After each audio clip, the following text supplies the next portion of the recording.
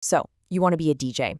You love music, and you've always wanted to be the one behind the decks creating that perfect vibe. Well, this is it. This is your guide to going from zero to playing your very first set. Let's get into it. I mean, you know that feeling, right? You're on the dance floor, the DJ plays a track, and it just hits different. You're completely lost in the sound. That's the magic we're going to break down today. And that's really what it comes down to.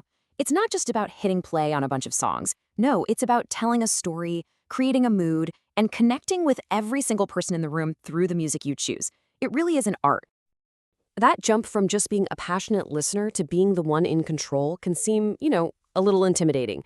But trust me, it is way more achievable than you think. Okay, let's dive in.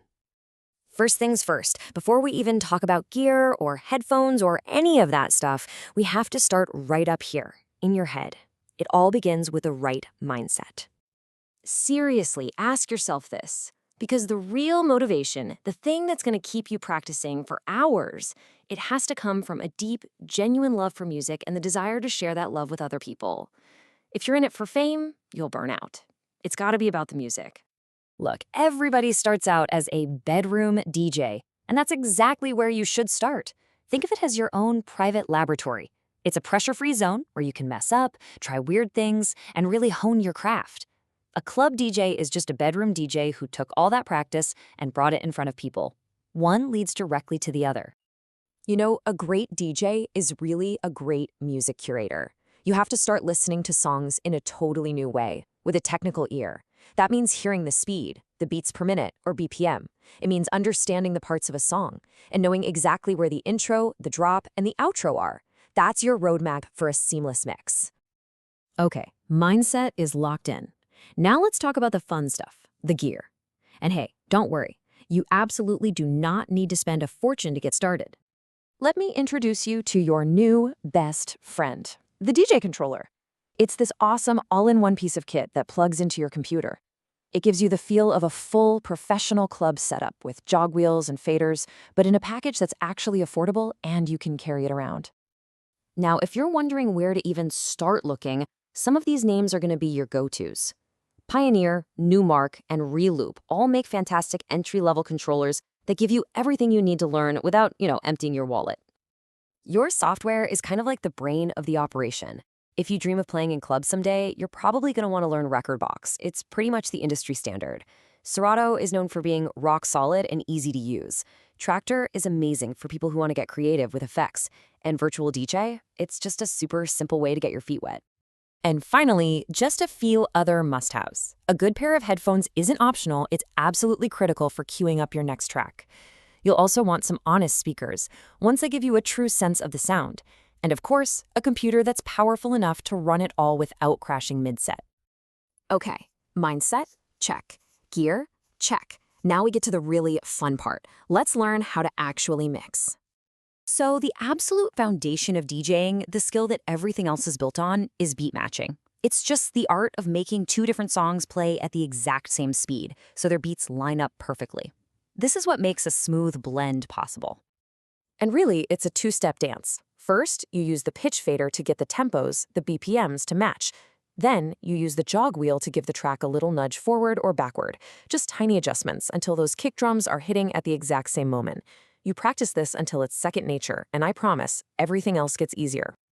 You might be wondering, how do I do all that without the audience hearing a train wreck? Well, that's where the cue button comes in. This is your secret weapon. It lets you hear the next song in your headphones, get it perfectly beat matched, all while the crowd is just hearing the track that's already playing. It's magic. Now, if you want those buttery smooth transitions you hear from the pros, you have to learn to use the EQ. Here's a golden rule.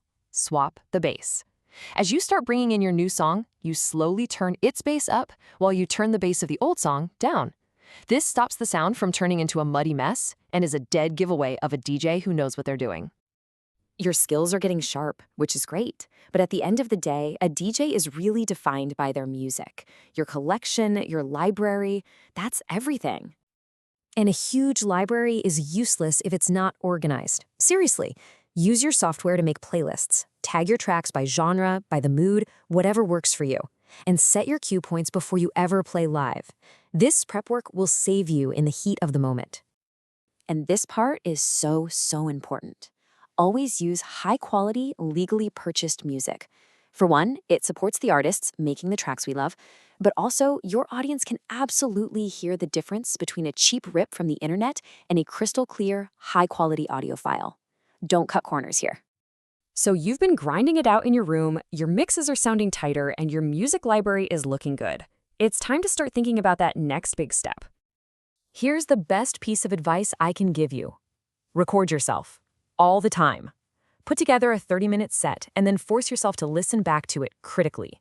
It might be a little painful at first, but it is the single best way to catch your mistakes, hear what's working, and really start to develop your own unique sound. When you feel like you're ready, you don't have to aim for the main stage at a festival. Start small.